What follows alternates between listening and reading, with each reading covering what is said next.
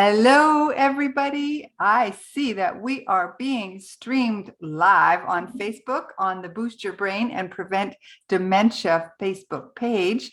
And I'm Kate Kunkel, and I'm so excited to be back. It's been a summer off. I've been doing meetings with Michelina DeCibio. You may have seen them. We have been doing a mental health month here in September, and in August we did the 4 pillars of brain health. So I'm excited to be back in the saddle again, hosting Brain Health Matters, and with a very special guest today. So let's get started. As I mentioned, I'm Kate Kunkel, author of Don't Let the Memories Fade and creator of Brain Health Matters, a series of courses, programs, and videos, all designed to help you become healthier overall so you can enhance and protect your brain and prevent dementia. One of the biggest risk factors for developing dementia is trauma. And that can be a TBI, traumatic brain injury, a trauma from psychological abuse or PTSD from traumatic events, and even ancestral trauma, like we find in the families of Holocaust victims or wars. All of these forms of trauma can negatively impact every aspect of our lives, but today we're going to talk about long-term effects on our brains. So I've invited Keylee Miracle to talk about this with us. Hi, Keylee. Hi, I'm so glad to be here. I'm so excited to have you here, folks. Keylee is a specialist in neuropsychology with an emphasis on trauma, TBIs, and anxiety. And Keylee is going to help us understand how trauma can affect our lives and our brains. And we'll learn some techniques that she promotes to inspire lasting change and deep self-understanding. I'm so excited to be learning more about this, Keylee. Yes, it's interesting that I kind of got into my trauma work, not just from personal and familial experiences, but also from the perspective of memory history. So ancestral trauma is huge in that, and the history of wars is huge in that. So, Oh, wow. So tell me, what do you think is the biggest challenge when so many of us, I was just relating before we came on the air about my own family's crazy experience, but it's no different from billions of other people's experience. What do you think is the biggest thing that holds people back from dealing with trauma? trauma is trauma works on a couple of different levels and has a few mechanisms. So often we can begin to conflate our traumas with our identities. So a happening is not a being, but we can make it so after a trauma just because we get wrapped up in it. And physiologically, psychologically, it's designed to work that way because the aim is to keep you safe in that moment. But when the moment passes and you're still left with that sensation and you're left with that experience, it's hard to process because you feel stuck. That makes sense. So so it becomes like a part of who you are instead of just something that happened. Yeah. And when the happening becomes your being, you start to forget, well, who was I before this and who can I be now after? Because you're not going to go before the trauma and magically become that person again. That's just not how that works. But after is a little bit of a different story because now you can't unknow what you know and you can't unsee what you saw. So becoming somebody after that is a whole lot of rebuilding. There we go. The wonders of technology, huh? That's why we record this, so that I can go back and make sure we've got everything so people can watch it later. So for those of you who are live on Facebook, thank you so much for your patience. So let's go back to this idea of the trauma being part of what we become, which is going to be different than what we were. Why do you think, though, so many people resist even dealing with it? Why do you think that is? There's no support or space or room for it in everyday life unless you create it and unless you seek those spaces out. So it's it can be an immense challenge if you know, okay, something happened to me, but now I still have to be concerned about, what I'm going to eat. I still have to be concerned about waking up every day, and I've got to shower, and I've got to eat my food, and I've got to go to work, and I've got to survive. And to pause that and create room for you to thrive or to better understand yourself is a large investment of time and energy. And it's not that it has to be hard, but it definitely has to be tailored to you, and the space has to be created. And it's just not popular in the discourse. I mean, now increasingly so, people pay attention to mental health and trauma, etc., but it's still commercialized. Yes. And it's still okay, well, how can I clean this up? How can I fix this so that I can go on with my life? And how can I it's almost, there's a harried feeling to it. And at that point, you're already harried all the time. So why would you add more to your plate? That makes a good sense, because we know that I'm going to go dive into some brain health issues here. We know that not dealing with things adds extra stress on our physical bodies, on our brains, on everything. So that then would make sense that if you've got trauma, any kind of trauma, it would do the same thing. Yeah, it's just like a kind of stress, a form of stress. Yeah. And it's so deeply internalized that you stop noticing it. Because when we talk about trauma, we talk about, oh, it lives in the body. Okay, well, what does that mean? What does that mean? It lives in your body. Okay, so people who are fans of breath work, I'm a big fan of breath work. It's about the conscious pause. You're always breathing. That's always going to be the background noise. But if the trauma is your background noise and it's living in your body, you don't necessarily know how you're acting it out. You just know it as part of your existence. So, in terms of staying engaged with your healing, with your processing, it's definitely a conscious choice for something that's working on an unconscious level. Yeah. Okay. So if, say, somebody we hear a lot about PTSD, and I'm actually really concerned about people after this pandemic. Ugh, so much trauma going on so many levels. As people emerge from this, or while they're in it, how can we use what tools you have? What tools do you have to help people deal with this now? Because I'm really concerned, Keylee. I think that we are going to have a huge population of people who have all kinds of problems. What are you thinking? Yeah, I agree with that, unfortunately, because again, we're doing the thing where we're harried and we're not stopping to process. Things are just, oh, we're back to normal. Are we? So the lack of processing is going to show up in a couple of different ways. And like with trauma living in the body, one of the things that you want to do is actually get into your body. So I always tell people to be somewhat consistent with their grounding practices. So whether that's, looking around the room and engaging your five senses and naming your five objects around you, or doing some form of breath work, because that's one of the best things you can do for yourself in terms of the oxidative stress of trauma. You can remember to breathe so you can feed your cells and get back to yourself.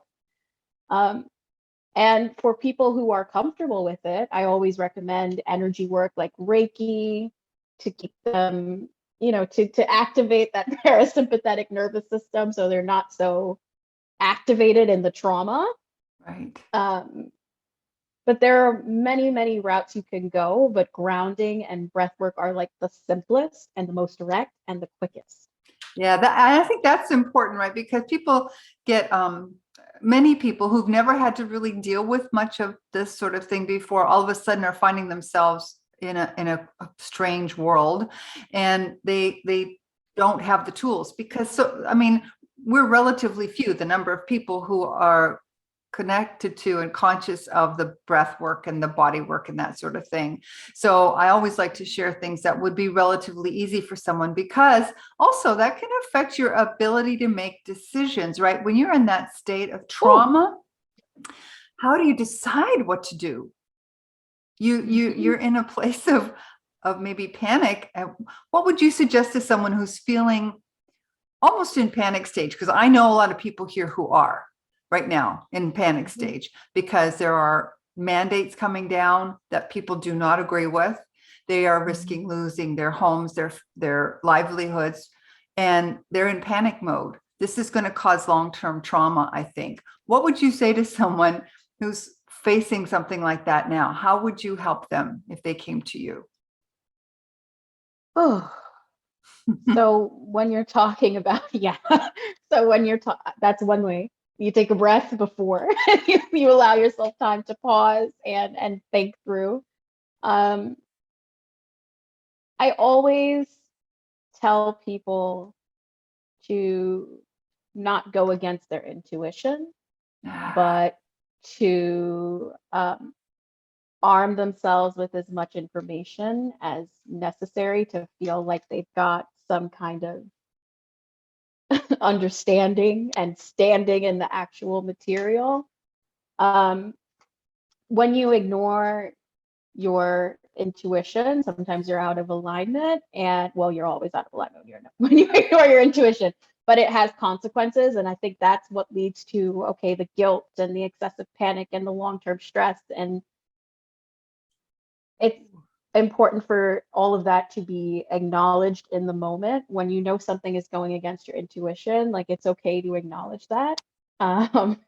Sometimes we're in situations where it's harder to follow, but it's okay to acknowledge that, okay, this is what is being said. And in order to tap in with that intuition, it would behoove you to take a breath and actually just sort through your options, sort through your decisions. You want to find the option C when you're being presented with A and B and they're not fitting. Right. That makes a lot of sense. Just take a moment and take a breath. And I just wrote a blog about that a couple of weeks ago on intuition, because I think many people are kind of separated from that and feel that it may not really have anything to do with their brains, but it does, because all of that does reside in a part of the brain, right? It's there Absolutely. As well. So we have to trust that. Is there anything that you find, I know that you work a lot with Black women, particularly, obviously, because of the huge amounts of ancestral trauma. We've got all kinds of stuff going on. But I also believe that I truly believe that most women have something that could be classified as maybe ancestral gender trauma, because we as women, and most of the folks who will be listening to this are women.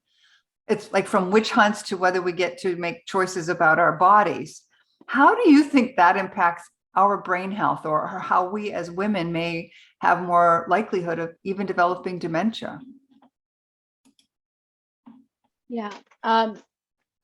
So we touched on this briefly before we went on air, but the suppression of women in general, the suppression of intuition that we're taught to do, the suppression of our power that we are taught to relinquish. We're taught to relinquish all of our power.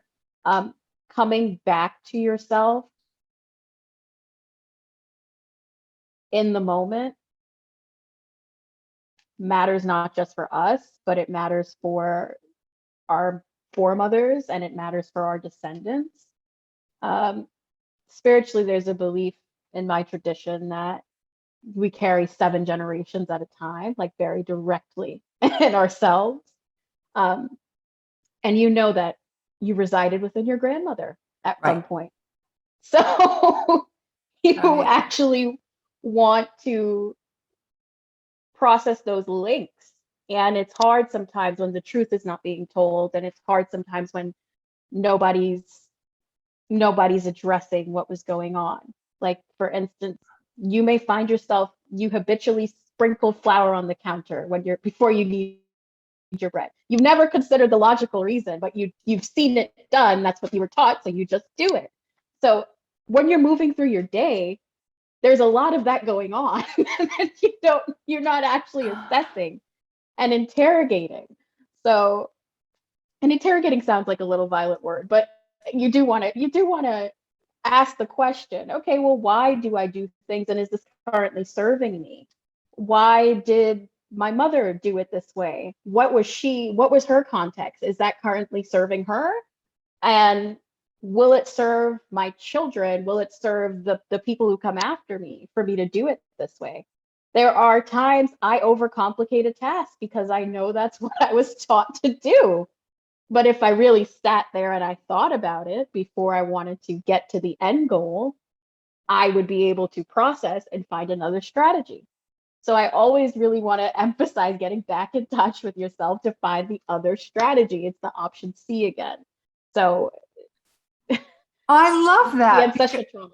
I love that because as you were saying that, I was thinking, my mom, she died of dementia almost 2 years ago now, but she always sort of looked at what could possibly go wrong instead of like always looking at what was going right. She looked at what could possibly go wrong. And I have to admit that for much of my life, I'm much better now.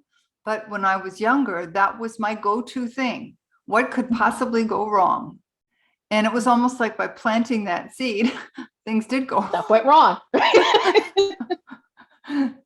Yeah. And I wonder, we've got that trauma, that system of beliefs. I wonder if that could also actually make us more predisposed to dementia. So we know that Alzheimer's there's a genetic component, right? It's very small, but it's there. And whether we express it or not depends on epigenetics, on above genetics, what we do with our bodies and how we treat our bodies. But I wonder now if that epigenetics also includes then our reactions to trauma, our reactions to habits, maybe. Maybe that's also part of it that causes women, especially, to be much more susceptible to dementia. Yeah, because that's us throwing our protective factors right out the window.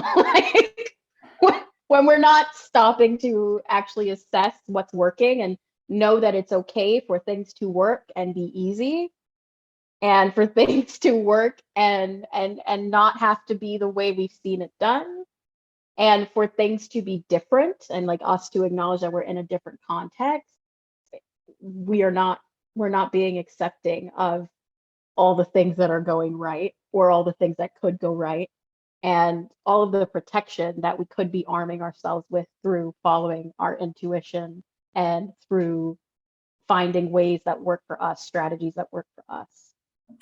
Wow, that's you kind of opened me up to a different way of thinking about this. And I hope that works for everybody who's watching this, because I think we just got a whole new toolbox of things here that we can use to protect our brains. Thank you, Keylee. That's it's just a new perspective. And I've been doing this work for a long time now. And I never really thought of it that way in terms of trusting intuition, number one, because I'm very much, the body, mind, spirit, but I never really thought about the intuition and holding on to stuff. So I'm sure this is going to be very valuable for many people. And you also have a wonderful gift. Can you tell us a little bit about that for folks who are here watching us?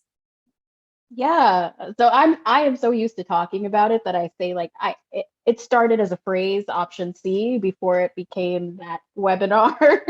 So when I talk about finding if option A and option B are not working for you, we're normally presented with choices.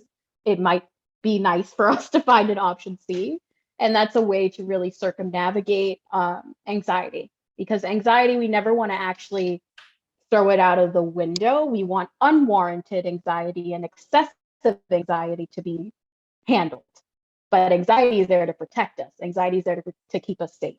So I did this webinar, option C, and that is my gift to you. And there are 3 anxiety protocols in there. So actual practices that you can do and learn really quickly and implement them in minutes. Oh, that's wonderful. I will put the link up in the show notes. And I cannot thank you enough, Keylee. I always promise to keep this short so people can get the most out of it. Are there any closing thoughts you'd like to offer to people in terms of trauma and keeping their brains healthy? Yes. So what you were saying a few minutes ago made me think of our learned hypervigilance. And that is trauma. That's a big factor in a lot of post-traumatic stress. That's a big factor in a lot of neurological diseases. Like as they develop, the precedent can be hypervigilance. So hypervigilance, you're looking for something to go wrong. You're waiting for something to go wrong. So if you can really get grounded in a moment and set the container of your moment and decide how you want that to function for you, whether that's okay, this is the moment. All I'm doing right now is breathing. I'm not doing anything else. I'm not thinking about what I need to do. I'm just breathing. And if you give yourself permission to have those containers at various moments in your day, it's very helpful with working on hypervigilance. Awesome. That is a beautiful tip. Thank you so much, Kaylee. I'm so excited to share this with everybody. And make sure, folks, that you grab this wonderful gift. I've watched most of it. I didn't get a chance to get all the way through, but I know that you're going to get great value of it. And make sure to stay in touch with Kaylee because she has lots of good information. What's your website, Kaylee? It's KeyleeMiracle.com, Keylee, miracle.com. And yes, that is my real name. Well, you're a miracle for us because I think we just need folks like you to help us navigate this strange and wondrous time. Thank you so much, Kate. Okay. Thank you for having me. You're very welcome. Take care.